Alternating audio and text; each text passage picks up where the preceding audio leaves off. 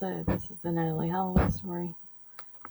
I'm trying to include clips in. If y'all know how to include clips in from the actual news source to a video, please let me know in the comments. Let me know how to in the comments down below. I'm trying my best to do it, but I don't know if I'm not doing something right. But this is the Natalee Holloway story.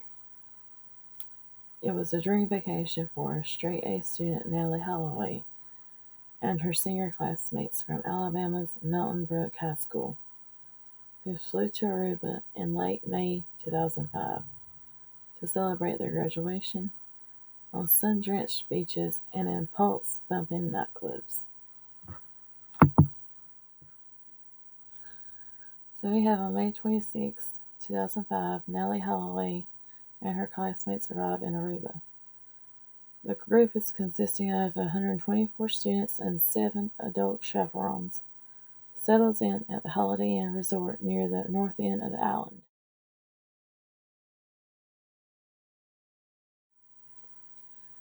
May the 29th, 2005, Holloway meets Vandersloot at the hotel. The 17-year-old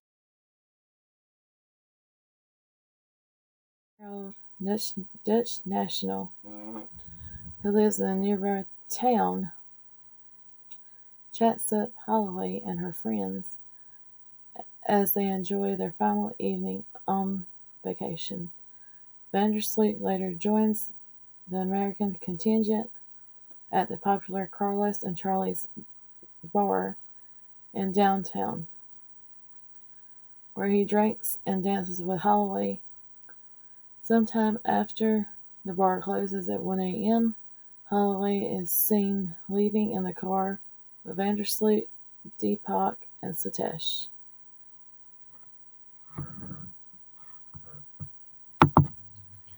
May 30th, 2005. Holloway is a no-show for class departure. After friends were unable to locate Holloway in their hotel, her passport and bags were untouched in her room. A chaperone relays the news to Holloway's mother, Beth Holloway Tweedy. That night, Tweedy, along with her husband, Jug, Holloway's stepfather, and her family friends arrive in Aruba on a rented jet. Their questioning takes them to the Holiday Inn, from the Holiday Inn to Carlos and Charlie's, and eventually to Vandersloot in his hometown. Vandersloot admits that he left the bar with Holloway and Satish and Deepak, and drove to the lighthouse before dropping her off at the Holiday Inn. He leads the group to the hotel, promising to point out the security guard who allegedly helped her inside, but is unable to find the guard. June 1st, 2005. The first local search team is organized. With Holloway still officially determined to be missing, yet a group of approximately 100 tourists and various locals starts combing the area. In the coming weeks, the search extends to include a volunteer team from Texas, Aruban Police, Dutch Marines, and 3 F-16 fighter planes from the Netherlands. Though none are able to locate any sign of Holloway. June 5th, 2005. Police make their first arrest. The first suspects detained in the case are former security guards of a hotel closed for renovation. Though they are released 8 days later, authorities would also soon arrest and release Vandersloot's father and a party boat DJ. June 9th, 2005. Vandersloot and Deepak and Satish are taken into custody. Under pressure from the Tweedies and government officials, Deputy Police Chief Gerald Dumping arrests the three young men who were spotted with Holloway. And let's see, the suspects now changed their story, with the brothers Deepak and Satish claiming to have dropped their friend Anne Holloway off at the beach near the Holiday Inn, and Vandersloot insisting that he left her there to walk home. July 4th, 2005. A judge orders the release of the two brothers, Deepak and Satish. It was also announced that Vandersloot would will be held for another 60 days. No reason is given for the judge's decision. July 17th, 2005. Hair strands raise hopes of a breakthrough. The strands are found stuck to a piece of duct tape on Aruba's northeast coast and sent to the FBI crime lab in Quantico, Virginia, which returns the news of a negative match to Holloway on July 28th. July 26, 2005. Investigators began draining a pond, acting on a tip from a farmer who claimed that to have seen Vandersloot and the two brothers digging next to the nearby Marriott Hotel. Authorities start draining the pond across from the Marriott. They abandoned the effort on July 30th. September 3rd, 2005. Vandersloot and his friends are set free. 1 week after the brothers are arrested, the brothers and Vandersloot are released from prison on the condition that they must remain available for the police.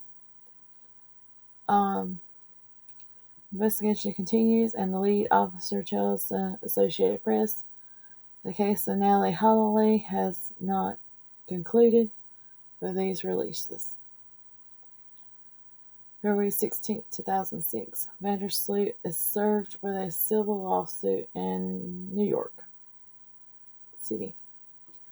The suit filed with the Supreme Court of the state of New York alleges that Huron, a malicious, willful disregard of rights, safety, and well-being of Holloway, and claims that his father enabled his son's predatory behavior. The suit was later dismissed on August 3rd, and a judge determining that the local taxpayers would only have a little interest in seeing the case through. March 1st through the 3rd, 2006. Vandersloot talks to Fox News. Now, lengthy interview.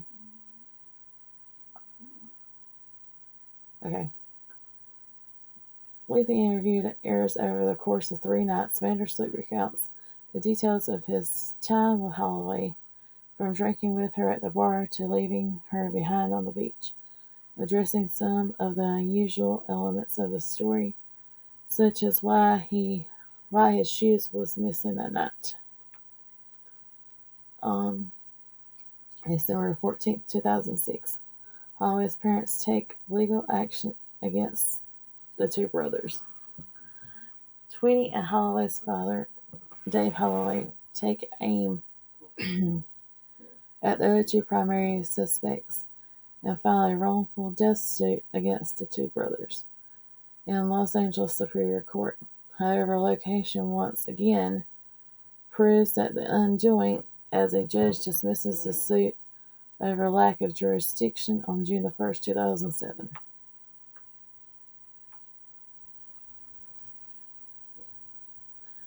November 21st, 2007.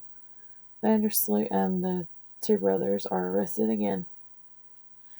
Vandersloot is apprehended in the Netherlands, where he attends school, and the two brothers were held in Aruba. after the emergence of what is described as new incriminating evidence. However, the evidence fails to move the case forward, and all three suspects are released on December 7th. December 30th, 2007. Divers investigate a fish trap off the Aruba coast. The efforts of the American search vessel and a remote operated vehicle yield pictures of what appears to be a human skull. I have actually seen this. This was on Nancy Grace. This development becomes the latest dead end when the divers find nothing relevant in the trap. February 3rd, 2008. Vandersloot says Holloway's body was dumped to sea. In a broadcast of a hidden camera footage set up by a reporter, Vandersloot tells an associate that Holloway had collapsed when they were on the beach together and, unable to revive her, had a friend help dispose of her body from a boat.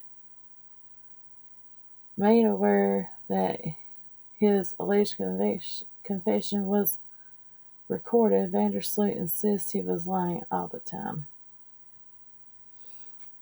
March 29, 2010. Vandersloot seeks financial arrangement. In an email to his 20-year lawyer, John Q. Kelly, Vandersloot offers to reveal the location of Holloway's body in exchange for $25,000 up front and another $225,000 to come.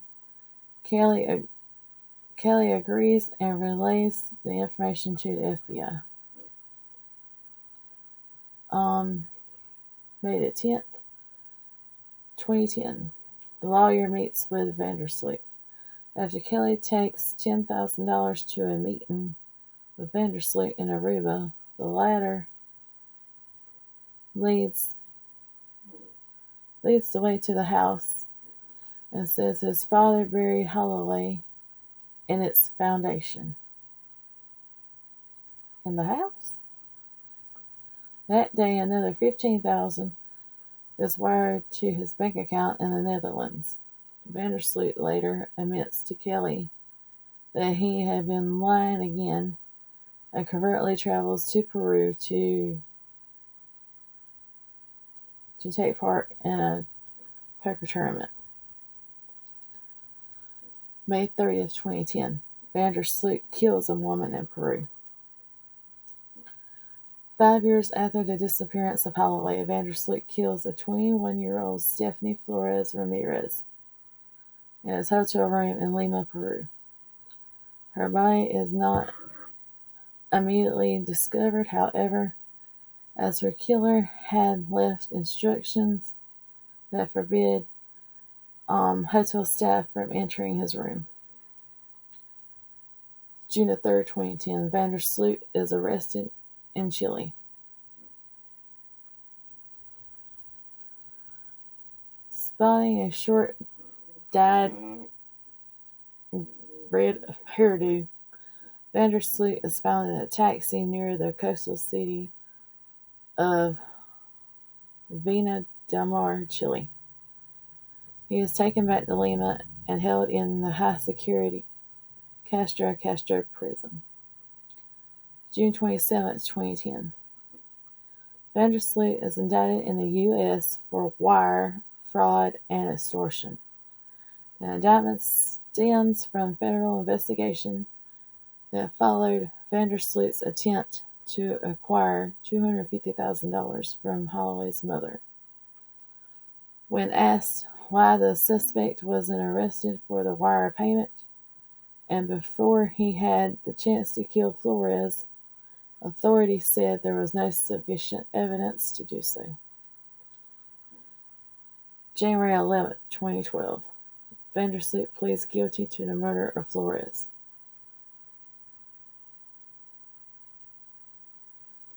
I wanted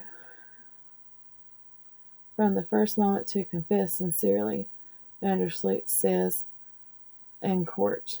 I am so sorry for this act.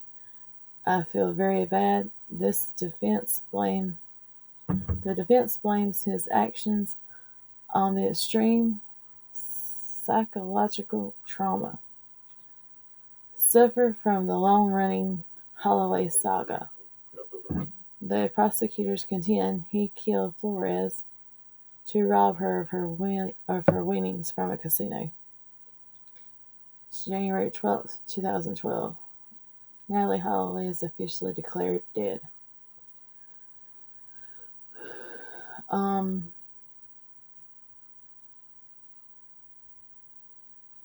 Holloway's father, and against the wishes of her mother, Holloway is formally declared dead by an Alabama judge. Beth's position is she has no proof or indication that Holloway is still alive, but absent any proof or indication that she is dead, she always wants to hang on to the slight glimpse of hope, her lawyer said. January 13, 2012. Vandersloot sentenced to 28 years in prison. 2 days after his guilty plea, Vandersloot sentenced to 28 years behind bars in order to pay $75,000 in reparations to Flores' family. While Holloway's family remains hopeful that Vandersloot will face additional punishment in the United States for extortion charges, they later learned that the convicted murderer won't be extradited for another quarter century once his murder sentence is finished.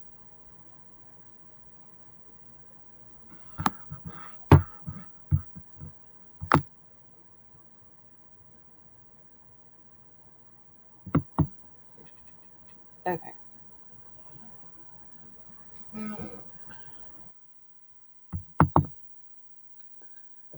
June 9, 2023 at 1:58 p.m. Convicted killer suspected in the 2005 disappearance of Alabama teenager Natalee Holloway in Aruba pleaded not guilty in a U.S. courtroom to charges of extortion and wire fraud related to her death. As of right now, they wanted the trial moved back a little bit so his defense team could have a chance to look at evidence. So the judge in the matter has said that trial is going to begin no later than October the 2nd. So y'all stay tuned when they do this update. I will let y'all know about it. But until then, y'all have a good one.